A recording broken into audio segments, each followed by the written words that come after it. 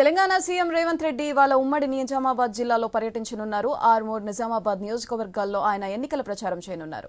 సాయంత్రం 5 గంటలకు ఆర్మూర్లోని అంబేద్కర్ చౌరస్తాలో, రాత్రి 7 గంటలకు నిజామాబాద్లలో రోడ్ షోలు నిర్వహించి కార్నర్ మీటింగ్స్లో ప్రసంగించనున్నారు రేవంత్.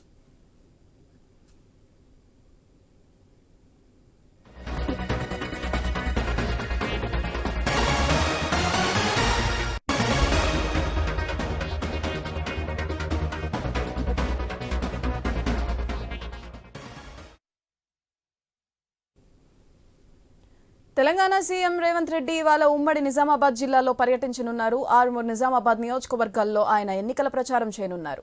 సాయంత్రం 5 గంటలకు ఆర్మూర్లోని అంబేద్కర్ చౌరస్తాలో, రాత్రి 7 గంటలకు నిజామాబాద్లో రోడ్ షోలు నిర్వహించి కార్నర్ మీటింగ్స్లో ప్రసంగించనున్నారు రేవంత్ రెడ్డి. దీనికి సంబంధించి మరింత సమాచారం మా ప్రతినిధి శ్రీకాంత్ ఫోన్ లైన్ ద్వారా అందిస్తారు. శ్రీకాంత్, చెప్పండి.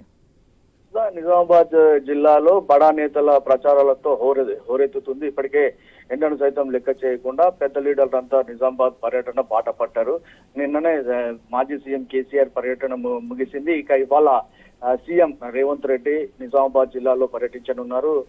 మొదటిగా ఆర్మూర్ లో ఆయన రోడ్ షోలో పాల్గొని కార్నర్ మీటింగ్ లో పాల్గొంటాడు సాయంత్రం 5. ఆ తర్వాత 6:30కు నిజామాబాద్ చేరుకుంటారు.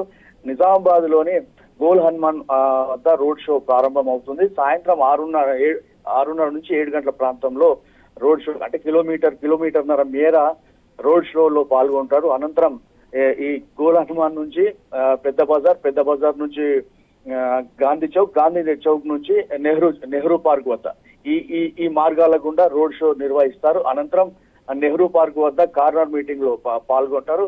ప్రజలను ఉద్దేశించి అక్కడ ప్రసంగించనున్నారు. సుధా, దీనికి సంబంధించి ఇప్పటికే కాంగ్రెస్ నేతలు కూడా భారీ ఎత్తున ఏర్పాట్లు కూడా చేశారు. పూర్తిగా నగరంలో ఇక్కడ ఎటు చూసినా కాంగ్రెస్ జెండాలు కనిపిస్తున్నాయి.